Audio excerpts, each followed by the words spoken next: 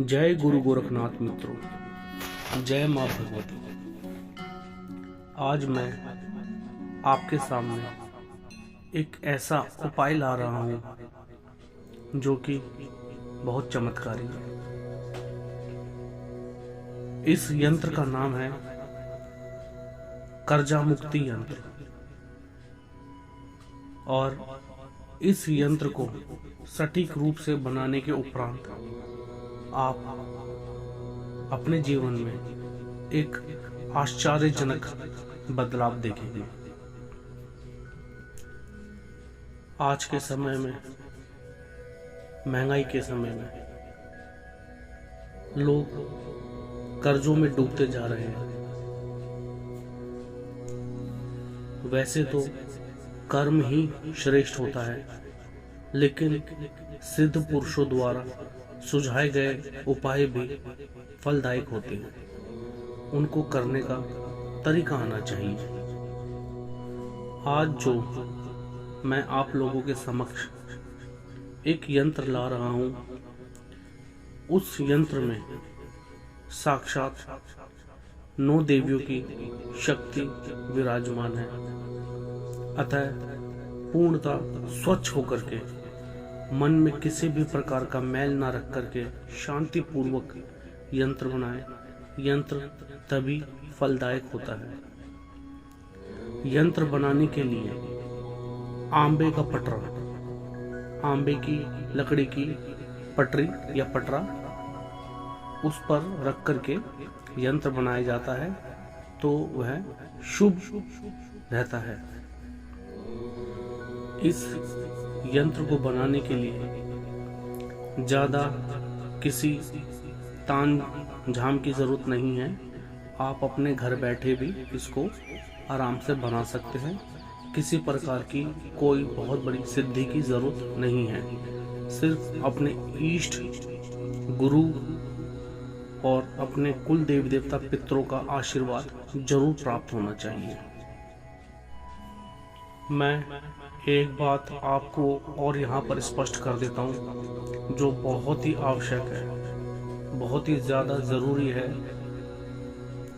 हम देखते हैं आजकल रोज़मर्रा की ज़िंदगी में सुबह शाम हम पूजा पाठ कर रहे हैं, लेकिन हमें फलित नहीं होती। घर में रोग घुस रहे हैं, भूत प्रेत घुस रहे हैं, काम नहीं बन रहे हैं, लड़ाई झगड़े हो रहे हैं, कलेश हो रहे हैं।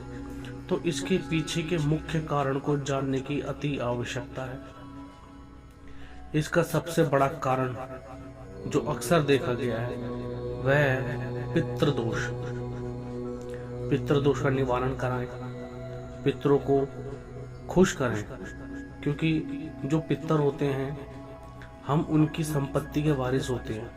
उनकी दी हुई संपत्ति को ही हम प्रयोग कर रहे होते हैं, और जब हम उनका नाम ही नहीं लेते तो वो बहुत दुखी होते हैं और श्राप देते हैं, जिनके कारण घर से बीमारियां नहीं निकलती हैं, काम धंधे नहीं बनते, शादियां नहीं होती हैं, रोग घर में घुसे रहते हैं। तो पितरों का खुश रहना अति आवश्यक है। वो कुछ ज़्यादा आपसे मांगते भी नहीं है। टाइम टेबल से और गुरु के सानिध्य में उनकी पूजा पाठ करेंगे तो ज़्यादा अच्छा रहेगा। और आपके घर के कुल देवी देवता, इनका समय समय पर भोग देते रहे। सिर्फ समय समय पर, बात छोटी है लेकिन बहुत गहरी बात बोल रहा हूँ। अपने घर के कुल देवी देवता का समय समय पर भोग देते रहे। ज़्यादा भोग, ज़्यादा पूजा करना जरूरी नहीं है। ये 2 कारण श्रेष्ठ कारण माने जाते हैं, जिनके बिगड़ने के कारण घर में किसी भी काम में सफलता प्राप्त नहीं होती है। जिस घर के पितर और कुल देवी देवता रूठ गए तो उसमें भगवान भी वास नहीं करते हैं। ईश्वर ने भी घर के कुल देवी देवता और पितरों को अपने से बड़ा स्थान दिया है। हर घर के अंदर उनको अग्रिम पूजा का वरदान है। तो इसलिए अपने कुल देवी देवताओं को, अपने पितरों को हमेशा मना करके रखें। अगर वो सुखी रहेंगे तो आपके सारे काम होंगे। मैंने कई बार ऐसा देखा है कि घर के पितर इतना खुश होते हैं कि साक्षात रूप से घर में घूमते फिरते नजर आते हैं, बड़े बूढ़ों को बात करते हुए नजर आते हैं। अक्सर वो सफेद कपड़े पहने हुए घर में घूमते हुए नजर आएंगे या फिर किसी सांप के रूप में आपको घर में नजर आएंगे। तो पितरों का घर में दिखना यह संकेत होता है कि आपके घर में सब कुछ ठीक ठाक चल रहा है। और ऐसा नहीं है कि पितर नहीं दिख रहे तो ठीक नहीं है, वो घर के हालात देख करके पता चलता है। घर के पितर घर का दरवाजा होता है। अगर आपका घर का दरवाजा ही नहीं होगा तो आपके घर में चोर, डकैत, लुटेरे, जानवर, सांप, बिच्छू सब घुसेंगे। इसलिए अपने घर के दरवाजे को मजबूत रखो, अपने घर के पितरों को मजबूत रखो, अपने घर के कुल देवी देवताओं को मजबूत रखो। उसके बाद ही आपका कोई भी कार्य फलदायक होगा, अन्यथा नहीं होगा। यह बात मैं आपको पहले ही क्लियर कर दूं। कहीं आप मेरा बताया हुआ उपाय करें और आपको कोई फल प्राप्त ना हो और आप मुझको कमेंट्स में लिखें कि गुरुजी कोई हमको फल प्राप्त नहीं हुआ, आपकी विधि, आपके उपाय, आपकी सिद्धियां हमें फलीभूत नहीं हो रही है। तो सबसे पहले आप अपनी कमियों पर काम कीजिए और किसी गुरु का हाथ अपने सर पे जरूर होना चाहिए। अगर गुरु का हाथ सर पर नहीं होगा तो सिद्धियां भी प्राप्त होने में दिक्कतें होती हैं। रामचंद्र जी ने भी धरती पर जब जन्म लिया, अवतार लिया, उन्होंने भी अपना गुरु बनाया। तो गुरु श्रेष्ठ है, गुरु बनाना बहुत जरूरी है। चलिए अब बात करते हैं आज के विषय के बारे में। जो मैं आपको यंत्र बता रहा हूँ, यह यंत्र मंगलवार के दिन सुबह भोजपत्र पर अनार की कलम और अष्टगंध की स्याही से बनाकर लिखें और किसी ताबीज में भरकर रख लें। अष्टगंध में मैं आपको एक चीज बताता हूँ, अष्टगंध के कई मिक्सर होते हैं, कई रूप होते हैं। अगर आप नॉर्मल पंसारी से अष्टगंध लेकर के आओगे 40-50 रुपए की देगा, वो इतनी कामयाब नहीं होती है। इसलिए हो सके तो अष्टगंध का एक एक पार्ट अलग खरीद करके उसको घर में खुद ही बनाओ। गंगा जल में बनाओ या उसको गुलाब जल में बनाओ, लेकिन 8 प्रकार के जो पदार्थ होते हैं, जो गंध होती है, जो खुशबू होती है, उनको मिला करके अष्टगंध बनता है, उसको बनाओ। और उसके बाद आप यंत्र बनाओ। यंत्र बनाने के लिए जब कभी भी आप कोई सा भी यंत्र बनाओ, सबसे पहले उसका नियम है कि मौन होकर के यंत्र बनाओ।